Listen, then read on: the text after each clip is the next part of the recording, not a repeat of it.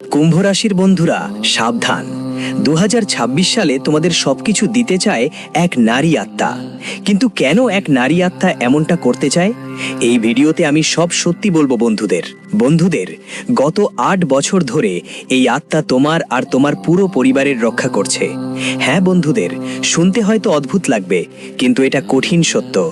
এই আত্মা গত 9 বছর ধরে তোমার বাড়ির আশেপাশে ঘুরে বেড়াচ্ছে, আর তোমার কিছুই জানা হয়নি। বন্ধুদের, এই আত্মা অনেকবার তোমাকে মৃত্যুর হাত থেকে বাঁচিয়েছে। হ্যাঁ বন্ধুদের, অনেকবার মৃত্যু তোমাকে নিতে এসেছে। অনেকবার বন্ধুদের তোমার সাথে বড় ধরনের দুর্ঘটনা ঘটাচ্ছিল, কিন্তু এই আত্মা তোমার প্রাণ রক্ষা করেছে, তোমার পরিবারের সবাইকে ধ্বংস হওয়া থেকে বাঁচিয়েছে। আজ তোমরা যখন হাসছো, তোমার পরিবার নিয়ে মজা করছো, সেটা শুধু আর শুধু এই আত্মার কারণে। আর বন্ধুদের জন্য বলি, আসতে চলা নতুন বছর 2026 তোমার জীবনের একদম চমৎকার বছর হবে, কারণ এই বছর এই আত্মা তোমাকে সব কিছু দেবে। এই আত্মা বন্ধুদের কোটি কোটি টাকার সম্পদ দেবে, বাড়ি দেবে, গাড়ি দেবে। যদি বিয়ে না হয়ে থাকে তাহলে তোমার বিয়ে হয়ে যাবে, সব ধরনের সুখ সুবিধা দেবে, কারণ এই আত্মা এখন আপনার ওপর আর আপনার পুরো পরিবারের ওপর করুণা করছেন। কিন্তু এখন আপনি ভাবছেন, এই আত্মা আসলে কে? বন্ধুরা, এই আত্মা কোনো পরের কেউ নয়, এটা আত্মা কেউ অন্য নয়, বরং এটা আত্মা আপনারই পূর্বপুরুষের আত্মা। হ্যাঁ, আপনার পূর্বপুরুষদের আত্মা। বন্ধুরা, আপনার পিতৃপুরুষদের আত্মা। যেই পরিবারের মধ্যে আপনি জন্মেছেন, সেই পরিবারের চেতনা আজও জীবিত আছে, আর সেই চেতনা, সেই আত্মাই আপনার রক্ষা করছে। যেদিন আপনি জন্মেছিলেন সেদিনই আপনার পূর্বপুরুষরা বলেছিলেন, এটা আমার বংশ, এর রক্ষা আমার দায়িত্ব। আর আসন্ন নতুন বছরটি বন্ধুরা আপনার জন্য সহজ হবে না, কারণ নতুন বছরের শুরু থেকেই তারা নক্ষত্র বিপরীত দিকে আছে। বন্ধুরা, অনেক সমস্যা আসবে, অনেক চ্যালেঞ্জ আপনার সামনে থাকবে, কিন্তু বন্ধুদের কোনো চিন্তার দরকার নেই। দেখো বন্ধু, আমাদের মধ্যে এত শক্তি নেই যে আমরা আমাদের পরিবারকে নিয়ে এগিয়ে যেতে পারি। আমরা আমাদের জীবনের যে চ্যালেঞ্জগুলো আসে, যে সমস্যাগুলো আসে, সেগুলোর সাথে লড়াই করতে পারি। আমাদের ওপর যে শক্তি আছে সেটাই আমাদের জীবনে সব কিছু করিয়ে দিচ্ছে, কারণ এই পরিবারটা এটা তাদেরও পরিবার। বন্ধু, তুমি যখন কাঁদো, তুমি যখন দুঃখে থাকো, তখন তাদেরও ব্যথা লাগে, তোমার পূর্বপুরুষরাও কষ্ট পায়। আর যখন তুমি খুশি থাকো, যখন তুমি এগিয়ে যাও, তখন তাদেরও অনেক আনন্দ হয়। তারাও ভালো লাগে যে এটাই আমার গোত্র, এটা আমার বংশ, যারা খুশি খুশি জীবন কাটাচ্ছে, যারা উন্নতি করছে। কিন্তু বন্ধুদের মাঝে অনেক সময় জানে অজানায় আপনি আপনার পূর্বপুরুষদের রাগিয়ে ফেলেন, আপনি তাদের কষ্ট দেন। আর তখন কি হয়, আপনার জীবনে নানা রকম সমস্যা আর ঝামেলা শুরু হয়। আমাদের পূর্বপুরুষরা যখন রাগান্বিত হন বা কোনো সমস্যায় থাকেন, তখন আমাদের জীবনে নানা ধরনের সমস্যা আসে। ব্যবসায় বা চাকরিতে লোকসান হয়, আমাদের বাড়িতে কেউ বিয়ে করার যোগ্য হলে সে বিয়ে করতে পারে না, ধোঁকা হয়, মিলতে শুরু হয়, বাড়িতে রোগ জ্বর লেগে যায়। এমন হয় যখন আমাদের পূর্বপুরুষদের কেউ কষ্ট বা সমস্যা ভোগ করে। রাতে ঘুম আসে না, রাতে ঘুম এলে বারবার ঘাম হয় আর ঘুম ভেঙে যায়। বাড়িতে একটা অদ্ভুত ভয় কাজ করে। আর আমি জানি গত বছর তোমার সাথেও একই ঘটনা ঘটেছে বন্ধু। যে কাজ করতে গিয়েছিলে তাতেও তোমাকে হোঁচট খেতে হয়েছে। টাকা এসেছে কিন্তু টিকতে পারেনি। মানুষকে দেওয়া, ঋণ পরিশোধ করা, এটাই তোমার জীবন হয়ে গেছে। বন্ধু, তোমার শখের পেছনে তুমি সবকিছু ধ্বংস করে দিয়েছো, এমনকি তোমার সন্তানের স্বপ্নগুলোও পূরণ করতে পারোনি, প্রয়োজনগুলোও মেটাতে পারছেন না। এর কারণ হলো বন্ধুরা, এই পরীক্ষা আপনার জন্য হচ্ছে কারণ আপনার পূর্বপুরুষরা রেগে গেছেন। আর যদি আপনি নতুন বছরে একই ভুল করেন, তাহলে এই বছর আপনার জন্য আরও বেশি বিপদ নিয়ে আসবে। তাই বন্ধুরা, আজই আপনার পূর্বপুরুষদের খুশি করে দিন। কিভাবে খুশি করবেন? এই জন্ম জন্মান্তরের পিতৃদোষ যেটা আপনার উপর আছে, সেটা আপনি কিভাবে দূর করবেন? আজকের ভিডিওতে আমি এই সব তথ্য দেব। পাশাপাশি 2026 আপনার জন্য কি কি নতুন সুখ নিয়ে আসছে, কি করা উচিত আর কি করা উচিত নয়, সব কিছুই বলবো। তথ্যটা আমি আজকে এই ভিডিওতেই আপনাদের দেব। দেখুন, আজকালকার প্রজন্মরা তাদের পূর্বপুরুষদের একদমই মনে করে না। আপনি তো ভগবানকে খুশি করতেই ব্যস্ত। মন্দিরে যাবেন, ভজন করবেন, উপবাস রাখবেন, আর অনেক রকম উপায়ও করবেন, আর ভগবানও খুশি হয়ে যাবেন। কিন্তু সেটা কি হবে? ভগবান তখনই আমাদের পূজার ফল দেবেন, আমাদের তীর্থের ফল দেবেন, আমাদের কর্মের ফল দেবেন, যখন আমাদের পূর্বপুরুষরা আমাদের খুশি থাকবে। কিন্তু আপনার পূর্বপুরুষরা তো আপনার সঙ্গে রেগে আছেন। তারা তাহলে তুমি খুশি হলে না, তাহলে তোমার জীবনে কি করে সুখ আসবে? আসবেই না। যতক্ষণ আমাদের সবচেয়ে বড় রক্ষাকারী আমাদের সঙ্গে রেগে থাকবে, ততক্ষণ আমরা কিভাবে এগিয়ে যাব? আমাদের বাচ্চারাও এগোতে পারবে না, আমরাও এগোতে পারবো না। যেখানে আছি সেখান থেকে আরো নিচে নামতে থাকবো। দেখো, গত বছর যা গেল তাতে তোমার আত্মীয় স্বজন, তোমার প্রতিবেশী, তোমার নিজের সবাই এগিয়েছে। কারো সমস্যা হয়েছিল, কিন্তু সেই সমস্যাও দূর হয়েছে। প্রত্যেকেই তাদের স্বপ্ন পূরণ করছে, আর তুমি তাদের দেখছো, আর তুমিও মনে করছো, ভগবান, কেন আমার জীবনে এই সব কিছু হচ্ছে না? আমি কি এর যোগ্য নই? আমি তো এত পরিশ্রম করছি। নিজের কাছেই প্রশ্ন করতে থাকো। তুমি চাইলেও জীবনে এগোতেই পারছো না। গত বছর উৎসব তোমার জীবনে কিছু সুখ এনেছিল, কিন্তু ততটা নয়। বন্ধুদের সঙ্গে যেখানে ছিল সেখানেই আটকে থেকেছে। তোমার মুখে সব সময় বিষণ্ণতা ছিল। এর কারণ হলো তোমার বাবা রেগে আছেন। বন্ধু, তাদের আমাদের পাশে আনতে হবে। আর এই বছর বন্ধু, নক্ষত্র অনেকবার ওঠানামা করবে, যার পুরো প্রভাব পড়বে তোমার সংসারে। তোমার বিবাহিত জীবনে প্রভাব পড়বে, প্রেমের সম্পর্কেও প্রভাব পড়বে, বন্ধুত্বে, ব্যবসায়, চাকরিতে, সব জায়গায় বন্ধুদের প্রভাব পড়বে, ছাপ পড়বে। আর অনেক সময় এমন পরিস্থিতি আসবে এই বছর যখন তোমাদের পিতৃপুরুষদের প্রয়োজন হবে, তাদের আশীর্বাদের প্রয়োজন হবে, ঈশ্বরের কৃপার প্রয়োজন হবে, কুলের দেবদেবীদের প্রয়োজন হবে। যদি তাদের সঙ্গ না পাও, তুমি বেশি দিন টেকতে পারবে না বন্ধু। এই বছরটা তো শুধু একটা ট্রেলার ছিল সমস্যার। আসন্ন বছরটা বন্ধু আরো বেশি বিপজ্জনক হবে। এজন্যই বড় বৃদ্ধেদের কথাটা মানতে হয়। সাথে আমাদের পূর্বপুরুষদের আর আমাদের কুলদেবী দেবতাদের আশীর্বাদ খুবই দরকার আমাদের ওপর, যাতে যখন কোনো সমস্যা আসে, ঝামেলা আসে, বিপদ আসে, যখন কোনো কাল আসে, তখন ওরা আমাদের রক্ষা করতে পারে। তাহলে শেষমেশ এটা কিভাবে হবে? এই প্রশ্নটাই তো আছে। আর আজ সেই প্রশ্নের আমি আপনাদের উত্তর দিতে এসেছি। কারণ এই নতুন বছরে সবচেয়ে বেশি দরকার হলে সেটা হলো আমাদের কর্মগুলোকে ভালো করা। আপনি পাপ করেন না, আমি জানি আপনি পুণ্য করেন। আপনি কারো মন দুঃখিত করেন না, কারোর জন্য খারাপ ভাবেন না, আপনি সবকিছু ভালোই করেন। তবুও কেন এমন হয়? আমি তো এভাবেই ভাবছি।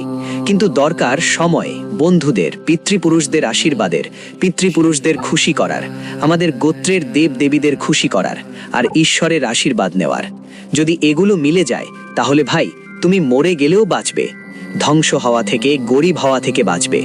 দেখো, আমাদের যে একটা বছর গেছে সেটা কেমন গেল ছেড়ে দাও, কিন্তু এখন আমাদের একদিনে 24 ঘন্টা থাকে। সেই 24 ঘন্টার মধ্যে অনেকবার বন্ধু আমাদের মাথার উপর মৃত্যু হাজির হয়। আর সেই মৃত্যুর থেকে আমাদের রক্ষা করে না গ্রহ নক্ষত্র, না আমাদের কর্ম। রক্ষা করে আমাদের পূর্বপুরুষ। ওরা আমাদের পিতৃদেবতা আর আমাদের কুল দেবতা আর ঈশ্বরের ছায়া। যদি ওরা আমাদের ওপর না থাকতো, তাহলে এই কাল যা আমাদের ওপর এসে পড়ে সেটাই আমাদের চক্রব্যূহে ফেলে দেয়। বন্ধু, অনেকবার তোমরা দেখেছো মানুষ খেলতে খেলতে, নাচতে নাচতে মারা যায়। অনেকবার দেখেছো 4 জন বসে আছে, হঠাৎ ঝগড়া লেগে যায়, হাতাহাতি হয়, আর একজন জেলে চলে যায়, একজন আজীবন কারাদণ্ড পায়। অনেকবার দেখেছো তোমাদের আশেপাশের বন্ধুদের ভুল অন্য কারো, কিন্তু ভালো মানুষটিকেও পিষে মারিয়ে ফেলা হয়। সেই ভালো মানুষটিকেও বদনাম শুনতে হয়। সেই ভালো মানুষটিকে ওই যে কারো কারো জীবনটা জেল খাটার মতোই কঠিন হয়ে যায়। অনেকবার দেখেছো হয়তো কেউ নিশ্চিন্তে রাস্তা দিয়ে হেঁটে যাচ্ছে, হঠাৎ সামনে থেকে মরণ এসে পড়ল। একটা গাড়ি চালক এসে তাকে চাপা দিল। সে মরে যায়নি, কিন্তু তার হাত পা দুটো ভেঙে গেল। সারা জীবন এখন তাকে বিছানায় পড়ে থাকতে হবে। এটা কি হলো? এটা কোনো কর্মফল নয়, না কোনো খারাপ নক্ষত্রের ফল। এটা ছিল বন্ধুরা মরণ, যা এসে তাকে নিয়ে গেল। কিন্তু এই মরণ তো সবসময়ই আসে, প্রতিটি মানুষের ওপর এসে পড়ে। এটা কিন্তু সবসময় হয় না। তবে এই মরণ থেকে বাঁচা খুব জরুরি। আর এই কাল থেকে আমাদের রক্ষা কারা করে? আমি তো আপনাদের বলেই দিয়েছি, পিতৃপুরুষ, পূর্বপুরুষ আর আমাদের কুল দেবতা আর দেবী দেবতা। তাই 2026 সালে সবচাইতে বড় কাজ হচ্ছে ওদের খুশি করা। কিভাবে করব সেটা আমি বলবো। পাশাপাশি 2026 সালে বড় বড় কি কি ঘটনা ঘটবে তাও জানাবো। কখন কবে আপনাদের সতর্ক থাকতে হবে, সমস্যা এড়াতে কি করতে হবে আর কি নয়, সবকিছু বলবো। কোন সময়টা আপনার জন্য চ্যালেঞ্জিং হবে আর কোন সময়টা সুখে ভরা থাকবে, সবকিছু শেয়ার করব। আর হ্যাঁ বন্ধুদের, বিশ্বাস করুন, যদি নতুন বছরের শুরুতেই আমার বলা কথা মেনে নেন, তাহলে এই বছরটা বন্ধুরা এটা তোমাদের জন্য এত দারুণ যাবে যে স্বপ্নেও ভাবতে পারবে না। লোকেরা ঈর্ষা করবে, কিন্তু তোমাদের কেউ কিছু করতে পারবে না। শত্রু যত তন্ত্রমন্ত্র করাক বা তোমার ওপর ঝাড়ফুঁক করাক, তান্ত্রিক ক্রিয়া করাক, তাও তোমার কিছু করবে না। মানুষ তোমার পায়ের তলার ধুলিও চাটবে। বন্ধুদের, শত্রুরাও তোমার সামনে নাক মুছবে, কেন? কারণ এবার সিক্কাটা তোমার হাতে থাকবে, তোমাদের ওপর থাকবে সব দেবদেবীর আশীর্বাদ, তোমাদের নক্ষত্রও তোমাদের পাশে থাকবে। কারণ এই বছর বন্ধুরা ইতিহাস পুরোপুরি তোমাদের হবে, পরিবর্তন আসবে। তোমাদের পরবর্তী 7 প্রজন্মের ভাগ্য এখন তোমাদের হাতে। বন্ধুরা, তোমরাই তাদের ভাগ্য উজ্জ্বল করবে। হ্যাঁ, তোমাদের আগামীর 7 প্রজন্ম তোমাদের কথা স্মরণ করবে। তোমাদের জীবন হবে অসাধারণ বন্ধুদের। এখন এগোনোর আগে একটা ছোট্ট অনুরোধ করব। বন্ধুরা, ভিডিওটা পুরোটা দেখো, ভিডিওটা খুবই গুরুত্বপূর্ণ, অনেক পরিশ্রম করে তৈরি করেছি।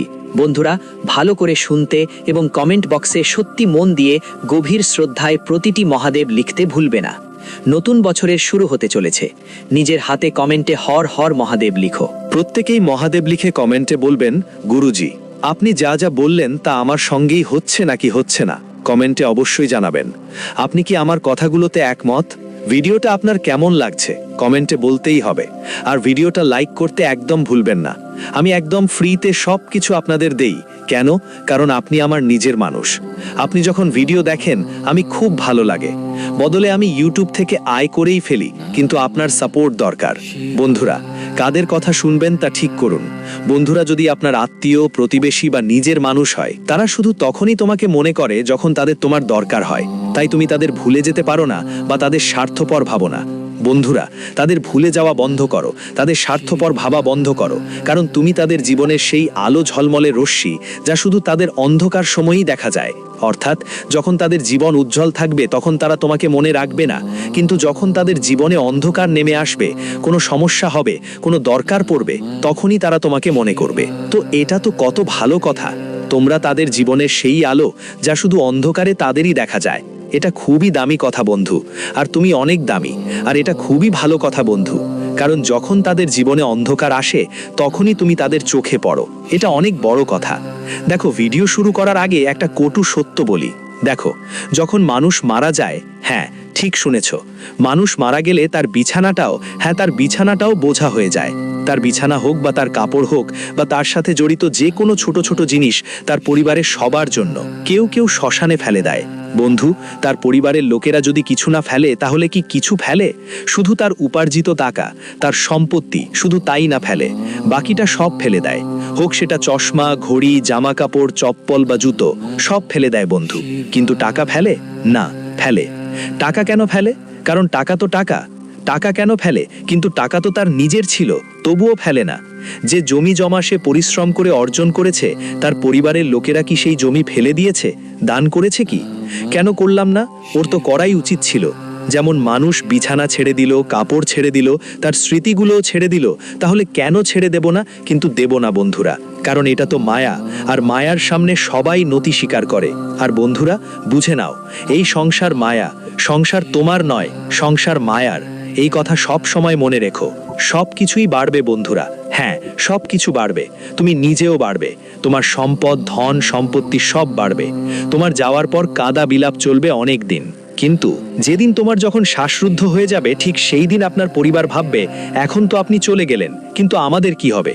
যদি আপনি আপনার পরিবারের জন্য যথেষ্ট টাকা রেখে যান, তাহলে তারা আপনাকে ভালোভাবে স্মরণ করবে, ভালোভাবে স্মরণ করে কাঁদবে। কিন্তু যদি আপনি যেদিন এই পৃথিবী ছাড়েন আর পরিবারের জন্য কিছু রেখে যান না, তাহলে দুঃখ হবে, কিন্তু তারা ভুলভাবে ভাববে যে আপনি চলে গেছেন। আর তাদের কি হবে? আপনাকে দোষও দেবে। বন্ধুরা, এটাই তো সংসারের মায়া। যদি পরিবারের প্রধান সদস্য চলে যায়, তখন সবাই ভাবে এখন কি হবে, আমরা কিভাবে রোজগার করব, আমরা রোজগার করেই খাবো। সবাই নিজের নিজের দুঃখ দেখতে পায়, নিজের ভবিষ্যৎ চিন্তা করতে শুরু করে। এখন আমার কি হবে? স্ত্রী ভাববে এখন আমার পাশে কে থাকবে, কে আমার পেট ভরাবে, কে আমাকে সামলাবে। ছেলে ভাববে এখন আমার ভবিষ্যৎ কি হবে, আমাকে কাজ করতে হবে। বন্ধুরা, এখন মূল ভিডিওর দিকে যাই। দেখো বন্ধুরা, পিতৃপুরুষরা কেন রেগে যায়, পিতৃপুরুষদের কিভাবে খুশি করা যায়, আমি সব তথ্য দিচ্ছি। কিন্তু 2026 সালে কখন কোন বড় ঘটনা ঘটবে, কখন কোন বড় ঘটনা থেকে তুমি কিভাবে বাঁচবে, কত টাকা আসবে, কি সুখ আসবে, সব তথ্য আমি দিচ্ছি।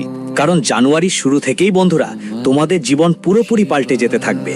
দেখো, এতদিন তোমরা অনেক কষ্ট সহ্য করেছো, কিন্তু এখন আর নয় বন্ধুরা।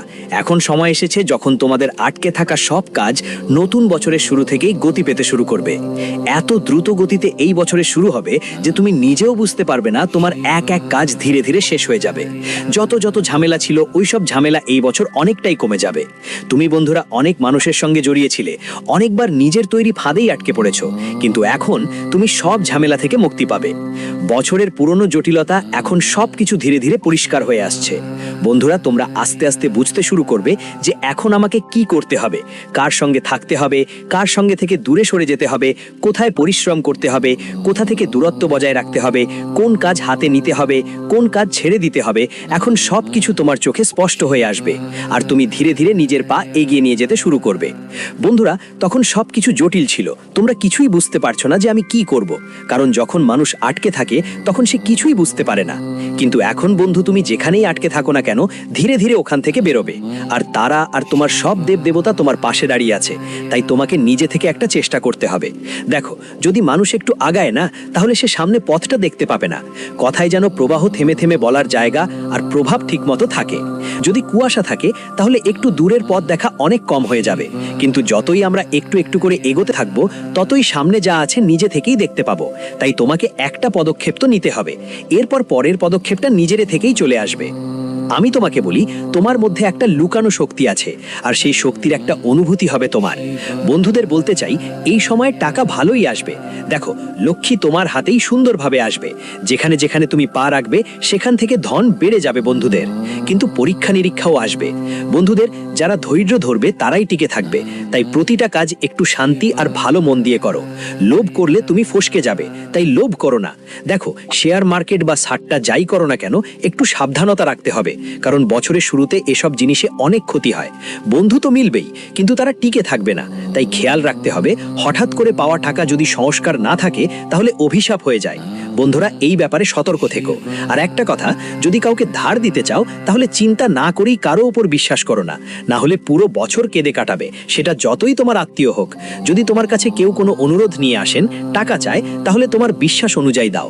এতটুকু দাও যে যদি ওটা চিরতরে চলে গেলেও সমস্যা না হয়, ফারাক পড়বে না। হ্যাঁ, ধরো তোমার কাছে 1000 টাকা আছে, আর কেউ এসে তোমার থেকে টাকা চাইলে তাকে 1000 থেকে 500 টাকা দিয়ে দিও না। এমন একটা পরিমাণ দাও যাতে ও চলে যেতে পারে আর তোমার কিছু মনে না হয়। যেমন 50 বা 100 টাকা দিলেও তোমার কষ্ট না হয়। এটাই বুদ্ধিমানের কাজ, ভালো করে বুঝে নাও। আমি তোমাকে বলতে চাই, এই পুরো বছর তোমাকে তোমার বড়দের মানে বয়োজ্যেষ্ঠদের সম্মান করতে হবে, তাদের অপমান করতে পারবে না।